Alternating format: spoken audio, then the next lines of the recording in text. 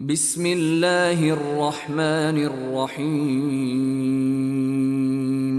إن الذين كفروا بالذكر لما جاءهم وإنه لكتاب عزيز لا يأتيه الباطل من بين يديه ولا من خلفه تنزيل من حكيم حميد ما يقال لك إلا ما قد قيل للرسل من قبلك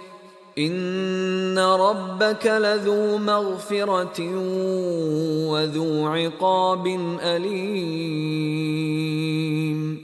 ولو جعلناه قرآنا أعجميا لقالوا لولا فصلت آياته أأعجمي وعربي قل هو للذين آمنوا هدى وشفاء والذين لا يؤمنون في آذانهم وقر وهو عليهم عمى أولئك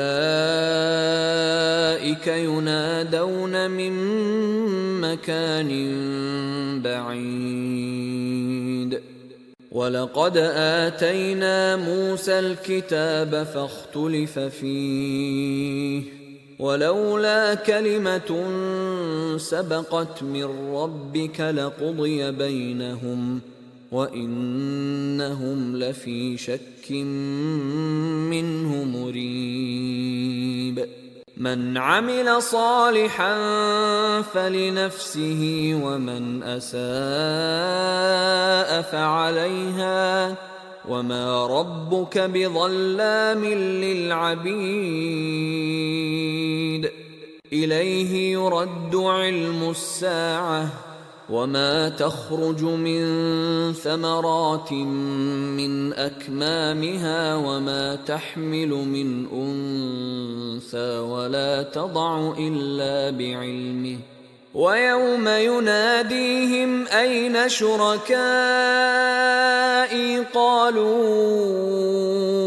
آذناك ما منا من شهيد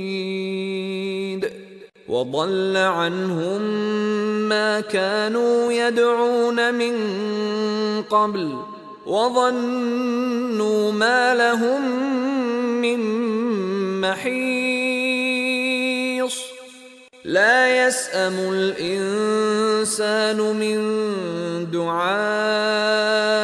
الخير وإن مسه الشر فيئوس قنوط ولئن أذقناه رحمة منا من بعد ضراء مسته ليقولن هذا لي وما أظن الساعة قائمة ولئن رجعت إلى ربي إن لي عنده للحسنى فلننبئن الذين كفروا بما عملوا ولنذيقنهم من عذاب غليظ وإذا أنعمنا على الإنسان أعرض ونأى بجانبه وإذا مسه الشر فذو دعاء عريض قل أرأيتم إن كان من عند الله ثم كفرتم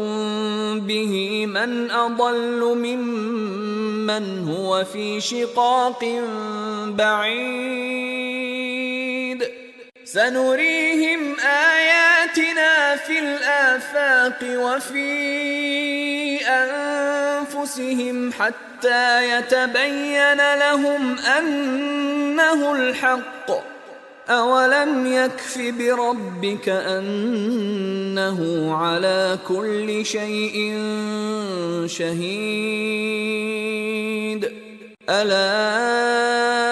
إنهم في مرية من لقاء ربهم ألا إنه بكل شيء محيط.